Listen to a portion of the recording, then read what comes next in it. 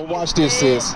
Sister, watch this. We're sharing with him and with all of our brothers and sisters. Yes. He says he's struggling with smoking. And so now what we're trying to do is show you how to overcome that, all right? Read that again. Watch this. Well, we're going to show you. Watch this. Read. The book of Hebrews, chapter 10, verse 25. Not forsaking the assembly of ourselves together. Now notice it says not forsaking. What does it mean to forsake? Brother, what does it mean to forsake? Okay. That's you're hot. What about you, brother? What does it mean to forsake?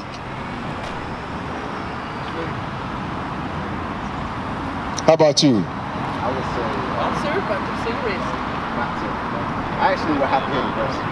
Read that again. The book of Hebrews, chapter 10, verse 25.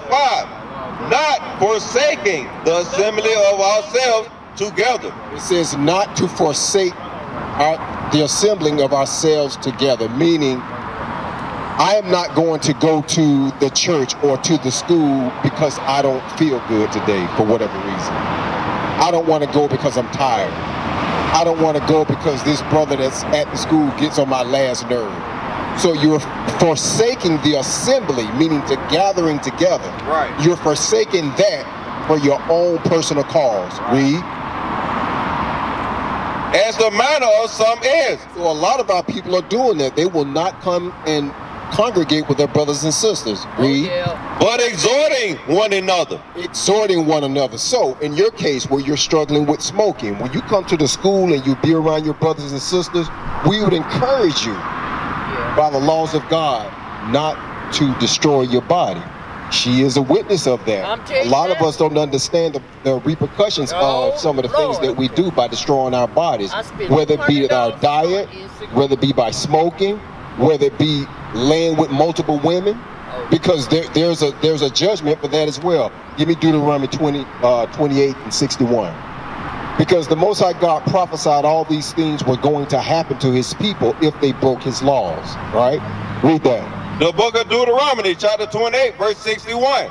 Also, every sickness and every plague, which is not written in the book of this law, them will the Lord bring upon thee until thou be destroyed. So the Lord said he's going to bring these curses, these plagues, these sicknesses upon us until we are destroyed. So even when we sleep around with different women, or women sleeping with different men, what kind of plagues will the Lord bring upon you? Gonorrhea, syphilis, There we go. HIV, There you go. That's right. These are the things that our people, we are involved in it. Listen, we don't care about what the other nations are doing. We're concerned with our people. And our people are doing these things and we're destroying each other by doing them. All right? So give me, now that I brought that up, give me Hebrews 13 and 4. Hebrews 13:4. So God says that he will bring these things upon us. Now don't get it twisted. Disease, sickness, death, the Most High God causes that. He brings that upon us when we break his laws, right? Read that. The book of Hebrews, chapter 13, verse 4. Marriage is honorable in all, and the bed undefiled. But whoremongers and adulterers, God will judge. God says he's going to judge you. That's Hebrews, New Testament, 13, verse 4. Yeah, absolutely. Yeah, absolutely, you're supposed to get married. So until that time, guess what? You got to keep your Jimmy in your pants, brother. Keep it in your pants. Because again, we're dealing with the diseases, the afflictions. These are the things that come upon God's people. Because watch this. Give me Amos. Give me Amos. You know what I want. I'm going to show you how the Lord deals with us versus the other nation. Watch this. Got that Amos 3? All right, watch this. Y'all listen up. Read. Amos chapter 3, verse 1.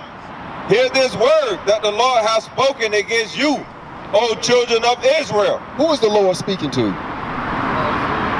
The children of Israel. That's who he's speaking to. Watch this. Read.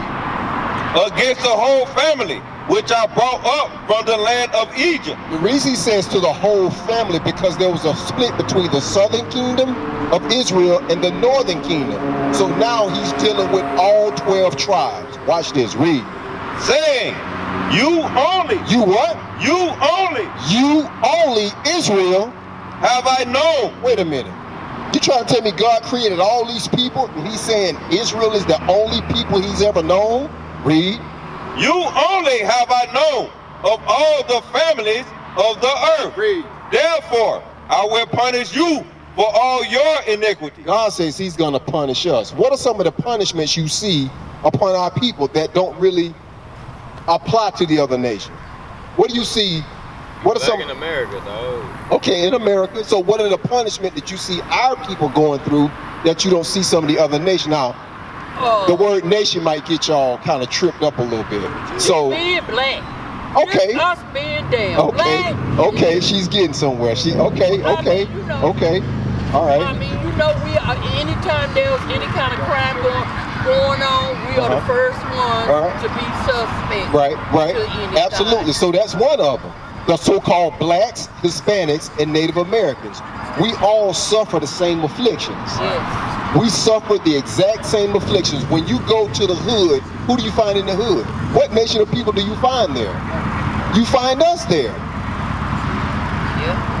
The divorce rate, who has the most absentee parents? We do. Or single parent household? It's us. We're the ones that are suffering from these things. Prison system, that's right. We are the ones that are being afflicted with these things. Now, that's not to say some of our brothers and sisters don't belong in there, but a large majority of them don't. Belong. You understand what I'm saying? Yeah. So God prophesied that these things would happen to us. Watch this. Give me Deuteronomy 28. Deuteronomy 28, and we're going to start at verse 15. The book of Deuteronomy, chapter 28, verse 15. But it shall come to pass, if thou wilt not hearken unto the voice of the Lord thy God, to observe to do all his commandments and his statutes, which I command thee this day, that all these curses shall come upon thee and overtake thee. So these curses that we are dealing with are coming upon us because we broke God's laws. Many years we have been told that we don't have to keep God's laws. That is a lie. We can see the results of us not obeying God's word to this day. Right. Y'all understand that? So, keep reading. Verse 16. Cursed shall thou be in the city, and cursed shall thou be in the field. God says we will be cursed both in the city and in the field. How are we cursed in the city? How are we cursed in the cities? Crime. Look at see. Us being black, and every time anything criminal, stolen or killed or shooting, drugs, we are the first suspect. Poverty. That's one. That's right. Education. What else do we have? What are some of the other signs of us being cursed in the city? Uneducated. Jobs. Yeah. Last hired, first fired. All right. So what do you got, brother? What are some other curses that are being afflicted on our people in the city?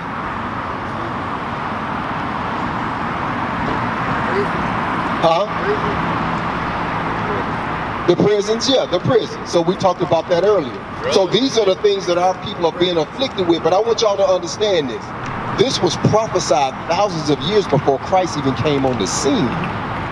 This was prophesied that these things would happen to us. Watch this, verse 37. Verse 37. And thou shalt become an astonishment, a proverb and a byword among all nations, whether the Lord shall lead thee. So it says we will become an astonishment, a proverb, and a byword wherever the Lord will lead us. Right? So what would be an astonishment? What do you think an astonishment is? Surprising. Yeah, it's a surprise. In that it says that all nations would recognize us as an astonishment and a proverb. So all the nations would say this about us, meaning what? The other nations know that we're God's chosen people. But in their mind, they're thinking, well, if they're God's chosen people, why are these sisters running around looking like this? Why are the brothers killing themselves? Why are they sleeping with this woman and that woman and leaving babies here and there and not taken care of? These nations see these things about us and wonder, how can these people be God's chosen people and they act like this? They say that about us. Then God says that we will be a byword.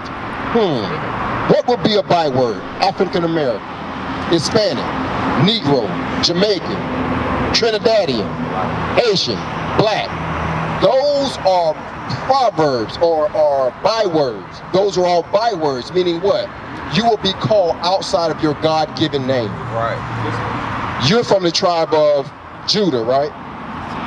Your father, he's what? A so-called African American? Oh, Gad? Okay, so you would be a Gadite. What about your father? Huh? Judah. So you would be from the tribe of Judah. How about you, sis? Where's your father from? Is he a so-called African American? Yes, he is. Okay, so you would also be from the tribe of Judah. So God says we are the Israelites from the tribe of Judah, Gad, Judah and Gad. That's what we have before us.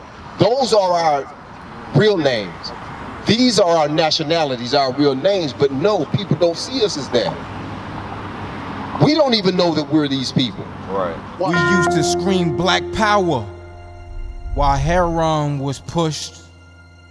But at the end of the day, nothing's in vain. IUIC has been given a vision. The tents of Judah has risen. Many has attempted the mission. Minor murmuring, omitting, and missing the mark. Just reading that he had the flame of fire in his eyes gave us the spark. We on Paul's mission. We out on the road, purple and gold. From Mexico, Cuba, Haiti, Ghana, Sierra Leone. 144,000 boots banging, concrete crackling. These are our men repented at heart. The scriptures is proof. IUIC, we deliver the truth.